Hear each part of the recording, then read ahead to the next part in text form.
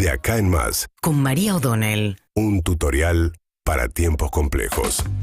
Bueno, el asesinato de Daniel Barrientos en la madrugada de ayer, un chofer de 65 años, chofer de la línea 620 que recorría el cordón, digamos, de la matanza más profundo. Nos contaba hoy la mamá de la pasajera que iba en la primera fila, que es, digamos, que es la única calle asfaltada del barrio donde había subido su hija y que 2 paradas más tarde, en un episodio que, según Sergio Berni, es extraño. Por ahora hay un único detenido, nos contaba Juli Roffo esta mañana, se espera que le tome declaración esta mañana el fiscal. Dice la mamá del único detenido que tiene una coartada, que estaba con su pareja, que no tiene nada que ver, que hay un apuro simplemente por mostrar algún tipo de resultado y que por eso lo encarcelaron. Dice Berni que la circunstancia del robo, hay como una sugerencia que pudo haber habido una cuestión política detrás, de inestabilidad o algo,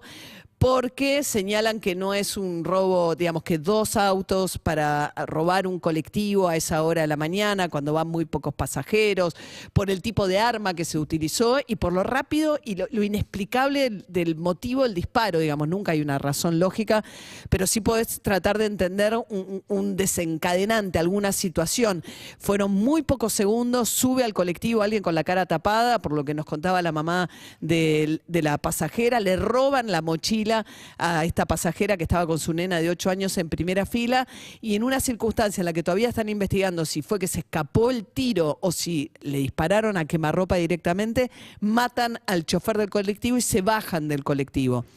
Iba en el colectivo de civil un policía de la ciudad de Buenos Aires, que yo insisto con esto porque en otras situaciones se dieron circunstancias que generaron mucho peligro para el resto de los pasajeros. Creo que fue muy prudente y que no se identificó en ese momento. Empezó a disparar una vez que ya habían bajado del colectivo, seguramente cuidando al resto de los pasajeros. En un espacio tan chico empezar a disparar puede resultar muy peligroso para todos los demás pasajeros. Bueno, la cuestión es que los choferes de la línea 620, como ustedes saben, después de recibir esta noticia trágica, por supuesto que además son compañeros, piensen que era un chofer de 65 años a punto de jubilarse, muy querido por sus compañeros, años y años trabajando a su lado, y cortan la calle porque además tenían el antecedente de otro compañero que habían matado hace 5 años en circunstancias muy similares, también en La Matanza. En aquel momento, no sé si ustedes se acuerdan, lo que ocurrió fue un reclamo, estaba María Eugenia Vidal de gobernadora, de que se les colocaran cámaras en los colectivos para tener mayor seguridad, sobre todo para los que transitan en tiempos como estos, las zonas de mayor inseguridad del conurbano de la provincia de Buenos Aires. La cuestión es que ayer se supo, porque hubo una reunión de urgencia después del episodio en el cual Berni es recibido con tanta violencia cuando va a participar de la protesta, en una circunstancia en la cual la policía de la ciudad de Buenos Aires decide sacarlo del lugar, una decisión que después Berni, cuando fue a la televisión a la noche, objetó, dijo que se lo llevaron arrestado, que si lo lleva a llamar Bursaco lo va a insultar, que mejor no lo llame. Continuó con su pelea también pública con Aníbal Fernández, diciendo que el problema de la inseguridad no lo puede combatir porque no le mandan nunca a los gendarmes que le prometen. O sea que arriba de todo esto volvió a quedar exhibida públicamente de una manera bastante bochornosa las discusiones entre las distintas jurisdicciones en materia de seguridad. Pero la cuestión es que a la tarde, mientras a Berni lo atendían en el hospital junto al resto de los policías heridos, hubo también un policía que convendría que Bursaco preste atención a las imágenes y vea por qué sale a atacar con un escudo a una persona que no estaba, pero además, por más que esa persona hubiese estado en alguna situación repudiable, suena bastante peligroso el uso del escudo como para pegarle de la manera en que lo hizo a uno de los que estaban manifestando junto a los colectiveros.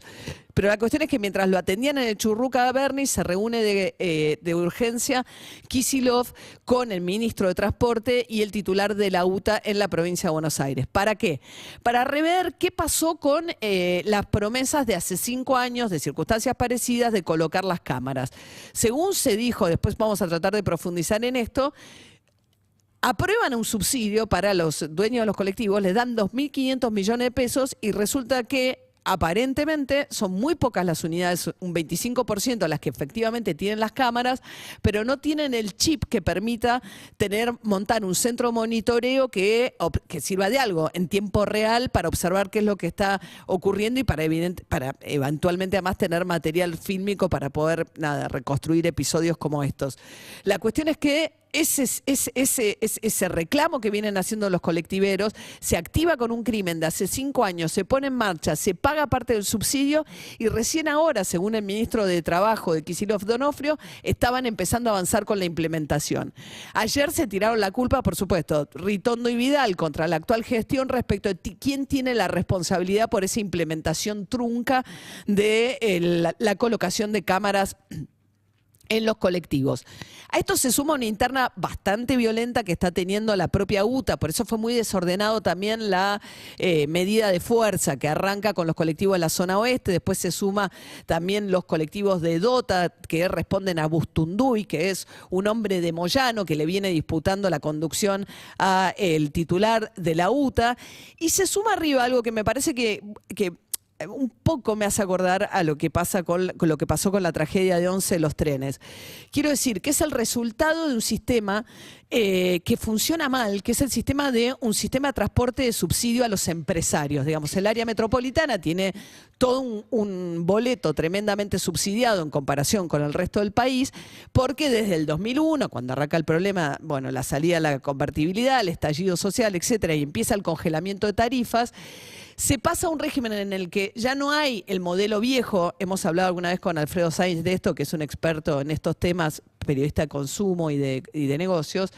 que lo que contaba Alfredo es del modelo del dueño de la unidad de colectivo, que era como un pequeño empresario, como puede ser el transportista. De la mano del subsidio se empezaron a concentrar las líneas de colectivo en muy pocas manos, porque el negocio es hacer negocio con el Estado, gestionar los subsidios,